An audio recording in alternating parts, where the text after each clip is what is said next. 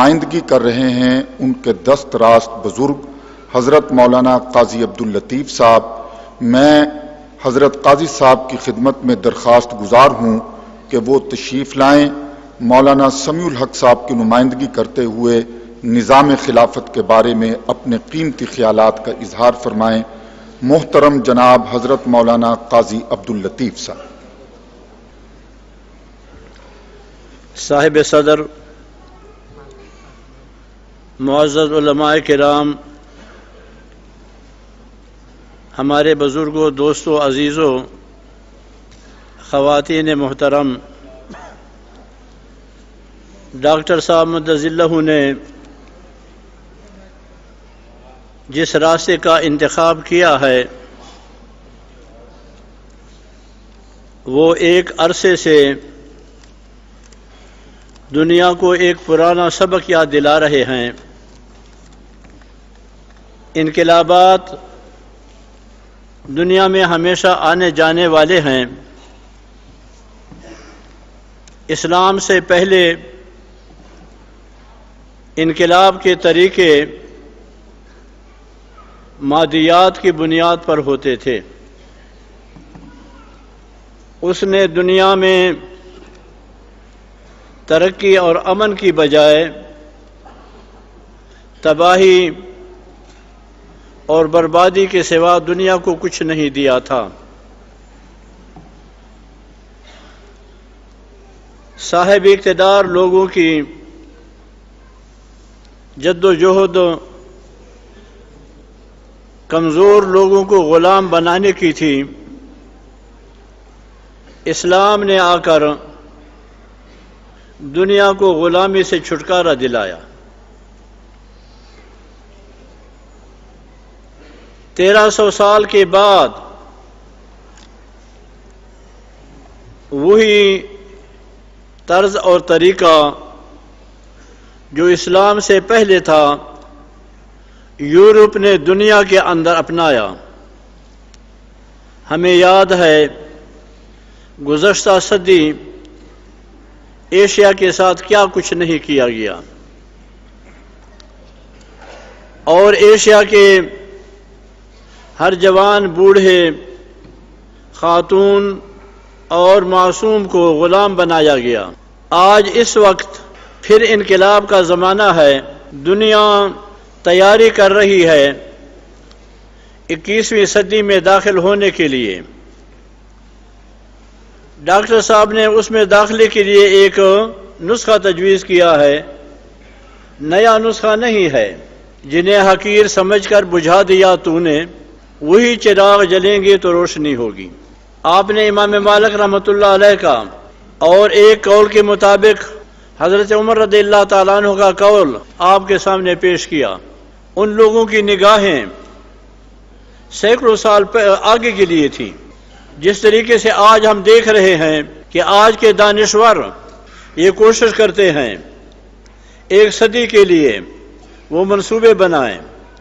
ان کے منصوبوں کا حاصل یہ ہوتا ہے کہ دنیا کو غلام کیسے بنایا جائے، ان کا خون کیسے نچوڑا جائے۔ آج ہمارے سامنے جو پیغامات آ رہے ہیں، ہم دیکھ رہے ہیں۔ آپ اندازہ لگائیے کہ جتنے تک دار و مدار ہے مالیات کا، دولت کا، اسباب کا، دنیا کے اندر اس وقت مسلمانوں کی آبادی مستقل چوتھا حصہ ہے۔ 1 ارب 25 کروڑ تقریباً مسلمانوں کی آبادی ہے۔ دنیا کے جتنے دولت کے وسائل ہیں آدھے مسلمانوں کے قبضے میں ہیں۔ اس وقت دنیا کے 53 خطوں کے اندر مسلمانوں کی حکومت یاد کی جا رہی ہے۔ اس کے باوجود بھی ہم دیکھ رہے ہیں کہ ہم دنیا کے اندر غلامی کی زندگی کیسے گزار رہے ہیں۔ اگر یہ چیزیں واقعتاً کامیابی اور سہولت کا اسباب ہوتے تو آج دنیا کے اندر مسلمانوں کی دھاک ہوتی۔ ان وسائل کے ہوتے ہوئے، ان تعداد کے ہوتے ہوئے آج دنیا کے اندر ہم ذلیل کیوں ہیں؟ اس کی وجہ یہ ہے کہ ہم نے اپنا سبق بھلا دیا ہے۔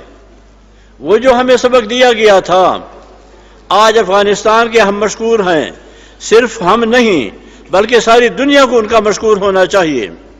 انہوں نے دنیا کو انقلاب کا راستہ بتلایا، اور انہوں نے بتلایا کہ دولت کی بات نہیں ہے، وسائل کی بات نہیں ہے، اسلحہ کی بات نہیں ہے، میزائلوں کی بات نہیں ہے، ہوائی طاقت کی بات نہیں ہے، اصل بات جو ہے وہ ایمان کی ہے، اصل بات کی جو ہے وہ نظام کی ہے۔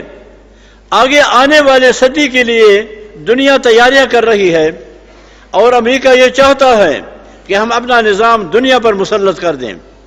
آج افغانستان کا ایک چھوٹا سا ٹکڑا ہے، اس کے ساتھ آج امریکہ کو جنگ کیوں ہے؟ پاکستان کے ساتھ اس کی جنگ کیوں ہے؟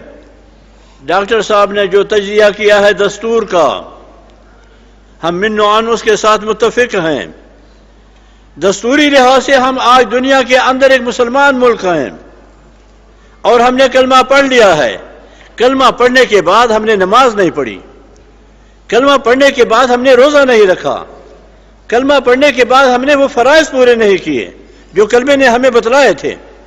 کلمے نے کوئی فرائض ہمیں بتلائے تھے، کلمے نے ہمیں جرت بتلائی تھی، کلمے نے ہمیں کہا تھا کہ خدا کے سوا کسی پر بھروسہ مت کرنا، بھائی اتنی بات تھی۔ آپ اندازہ لگائیے کہ ہم نے وہ راستہ چھوڑ دیا، وسائل ہونے کے باوجود، دولت ہونے کے باوجود، تعداد ہونے کے باوجود آج دنیا کے اندر ہم غلامی کی زندگی کیوں بسر کر رہے ہیں؟ آج امریکہ کی فوجیں ہماری دولت پر پل رہی ہیں، ان کو تنخواہیں ہماری دولت سے مل رہی ہیں۔ آج ہمارا فرض ہے کہ اپنی زندگی کو بچانے کے لیے ہم سوچیں، ہم نے اس ملک کے اندر رہنا ہے، یہ ملک ہمارا ہے، اور ہم پر ہماری زندگی کا نہیں دنیا کی زندگی کا کے بھی فرائض ہیں۔ صرف اتنی بات نہیں ہے کہ ہم نے اپنے آپ کو زندہ رکھنا ہے، آپ پر یہ فرض ہے کہ آپ دنیا کو امن کا سبق دیں گے۔ آپ اس لیے لائے گئے تھے، قرآن کریم نے اسی لیے فرمایا تھا کہ آپ وہی آخری امت ہیں کہ آپ دنیا کے اندر امن قائم کریں گے، اور دنیا کو آپ سبق سکھلائیں گے۔ اور دنیا کو سبق سکھلانے کا معنی یہی ہے کہ اگر ہمارے اخلاق، اس وقت آپ اندازہ لگائیے پاکستان کا محل وقوع، پاکستان کے وسائل، پاکستان کی افرادی قوت آج دنیا کے اندر ایک مثالی قوت ہے، لیکن اس کے باوجود آج ہم دنیا کے اندر ذلیل کیوں ہیں؟ اس لیے کہ ہم اخلاق کے لحاظ سے مفلس ہیں، دولت کے لحاظ سے نہیں، وسائل کے لحاظ سے نہیں، تعداد کے لحاظ سے نہیں، ہمارے پاس وہ اسلامی اخلاق نہیں رہے۔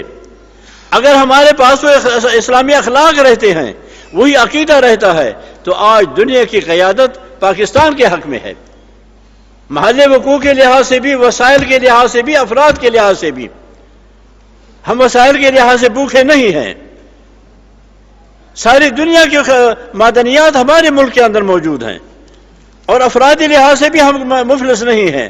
لیکن آپ اندازہ لگائیے کہ آج اگر ایک دکاندار سے آپ کہیں کہ بھئی آپ اکیلے ہیں، آپ کوئی ملازم کیوں نہیں رکھ لیتے، تو وہ کہتا ہے آدمی نہیں ملتا۔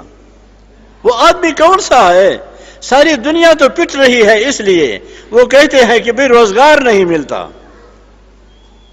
لیکن اس کو آدمی نہیں ملتا۔ وہ آدمی کون ہے؟ وہ آدمی وہی ہے جو با اخلاق ہو، دیانتدار ہو یا امانتدار ہو۔ قرآن نے فرمایا تھا کہ تم صداقت عدالت کا نظام قائم کرو گے، اور اگر آپ نے صداقت کا، عدالت کا نظام قائم نہیں کیا تو آپ دنیا میں رہنے کے حقدار نہیں ہیں۔ دنیا کے میں رہنے کا حقدار وہی ہے۔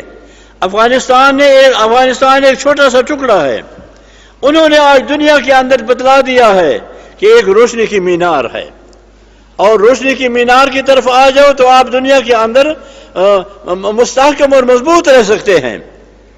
آج امریکہ کو روس کے ساتھ صلح ہے، فرانس کے ساتھ صلح ہے، جرمنی کے ساتھ صلح ہے، جاپان کے ساتھ صلح ہے، جو بڑی بڑی طاقتیں ہیں اور ایٹم والی ہیں، اور ان کے پاس میزائل ہیں، ان کے پاس اسلحہ بھی ہے، ان کے ساتھ تو مصالحت ہے۔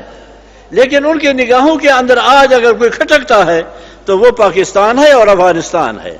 آخر یہ کیوں ہے؟